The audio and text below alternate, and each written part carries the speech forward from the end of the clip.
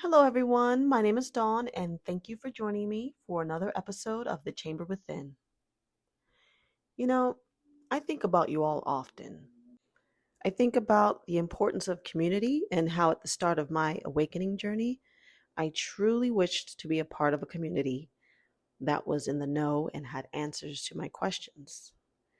Informed, a group that was authentic, meaningful, and also one that didn't have rules of who belonged and who didn't. A group that was spiritual but didn't use pain or fear as a tool for controlling others. I was looking for a group that ultimately helped to guide those who had questions, somewhere I could speak to others like myself or unlike me, but still wondering about the unseen. I can remember when I was first awakening that I wished for and craved a community to speak to about all this, really. Does anyone else know about out of body experiences? And does anyone else experience that? I felt a deep need to connect more so than ever before. Every single time I had a feeling in the back of my mind that if I wanted to, I could create it. And every time I thought that, I was like, no way. I'd like to come into a community where I can just jump right in and ask questions. You know, I'm not an authority, I'm an authority unto myself, not on anyone else's life but my own, just like they are an authority of their own life. I heard of an idea called the third space, and since the pandemic, we don't have that anymore.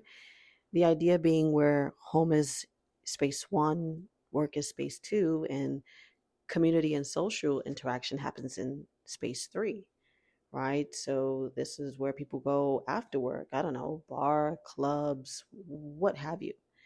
But the isolation really had me craving this third space. We're all radios now tuning into one another. I think about it in terms of when my dad grew up in the 40s and everyone used to sit around the radio for entertainment, like he would say. And now I feel like we are our own radios giving out our own signals. We seek each other out as frequency radios tuning into one another. Psychology has a term called an echo chamber where humans seek out validation from others like themselves to prove that they are either right or belong to a group and a shared experience of belief systems, to prove that they're real. The echo chamber is validating them. And I think I craved the group so badly because, like I said, it was in the middle of the pandemic. Um, and tapping into my non physical self was jarring and an isolating experience. I was listening to podcasts hosted by mediums who were already connected to spirit. They had been that way their entire lives, and in a way, they understood what was going on in both worlds. And some were enjoyable and educational, but still not addressing what it felt like to live in the awakened state. I joined online groups like Sarah Landon and Paul Selig to hear channeled messages and joined the forums, but they weren't as active as I'd like them to be. I'd leave a message and maybe got a response weeks later. We're all learning, but we're very much to ourselves at the time. And I'd call in to see if I can get an answer to a question that I had while they were on live, and I got through once, but didn't really get my question addressed. It bugged me, but I think I was so nervous perhaps I didn't ask it in the correct way to feel satisfied with the answer. I didn't want to be like, no, that's not what I meant. I didn't want to waste anyone's time. Other people were lined up, but I was really happy to get called. So I dropped my questions here on this platform, and the answers I have found here as well. I give them to you. I keep going because I think it's important to see where this journey leads. I'm really excited at the prospect of meeting people who have gems to share, like a good book or practices they have learned that have allowed them to enjoy life a bit more, how they came out of hiding if they were isolated, like myself, and gaining insights and new perspectives about the way we see our world is always helpful. I find it helpful. This year has taught me that resilience takes one day and one step at a time. I look back on my losses earlier this year and now realize that they were necessary. These endings were to create space for the new beginnings happening in my life. I believe I shared with you that in the summer of 2024, I wrote down 4 items on my vision board. Now, it was not that sophisticated, to be honest, right? It was really a vision written on a printing paper that I used colored pencils on and scotch tape. And I hung it directly over my headboard so I would always see it and be reminded of it and really soak it in as a reality.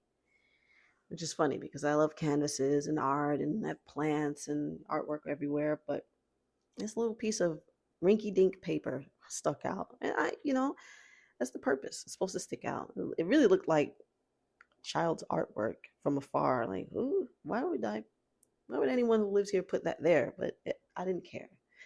It was my vision and I just wanted to see it and believe that it was already happening. Anyway, this vision included all of you. I had been thinking about speaking to someone, having an audience, and I wasn't sure how to get there. I wasn't sure that what I had to say was clear enough to be understood or deserving of holding anyone's attention, but I had to try. The struggle was giving voice to my experiences. So, although I was afraid and a little shaky, I did my first episode one Sunday night, and I felt so relieved to share it. It felt good and to get it out, what I had been holding on to inside for so long. I realized I was hiding, and I can't find community by hiding. No, I cannot. Not by not sharing and compressing instead of expressing. I was terrified, guys. At the very least, no one would hear it, that first episode, but I gave voice to what I wanted to speak on that was so important to me. And really, deep down, it was just therapeutic to get it out. This space feels safe for me, and I hope it feels safe for you. So I figure we'll walk and talk for a moment in time until it's time for us to part. You may outgrow me, you may find another community that serves you, or you may just change your mind on the matter altogether. You may come across the episode and say, hey, this lady's nuts. And I imagine you shutting it off or turning the volume way down abruptly, like, I'm not listening to this. That's okay. I'm open to the good, bad, and indifferent. I'm just open to all things, preferably good things in the future. But I had to realize I need to let go of the outcome of what I expect this to be. But for the meantime, I appreciate you being here and I'd like to grow with you. So I'm enjoying our third space and I really hope you are too. I also believe that where there are questions, there are answers. So one person may have the questions, another person may have the answers, and we're all pieces to this puzzle here. The chamber within is a place to pop in and receive, give, exchange information. My biggest question to you all listening is, are you awakening too? Are you just curious? Have you already come to terms with it if you are? And who is your community? Like the people you talk to about this, if you have them in your life. Whatever questions you are carrying inside, or if you have advice on the journey, I would love to hear it. So, as always, you can reach me at thechamberwithin@yahoo.com. I thank you again for joining me. Have a great week, everyone, and I'll talk to you later. Bye bye.